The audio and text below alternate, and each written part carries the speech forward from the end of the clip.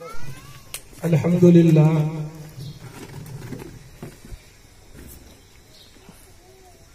एक राब्ता-ए मदारिस है जिसका ताल्लुक सीधा या दारुल उलूम से जुड़ता है।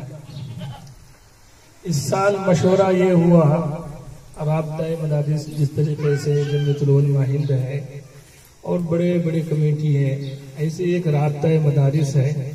राब्ता-ए मदारिस के तरफ से एक मशवरा हुआ कि इस साल जो है कर्नाटक में जितने मदरसे हैं सब मदरसे को राब्ते की तरफ से मुम्तहिन भेज के इम्तिहान लिया जाएगा, ताकि मदरसे में तालीम क्या होती है उसका डायरेक्ट हम लोग को मालूम हो और उस तालीम के बुनियाद पर कैसी कहाँ पढ़ाई होती है, उस हिसाब से हम लोग फिर इंशाअल्लाह आइंदा एक प्रोग्राम बनाएंगे कि कितने मदरसे में, कौन से मदरसे में कैसी तालीम होती है और हमारे कर्नाटका में कितने मदरसे हैं।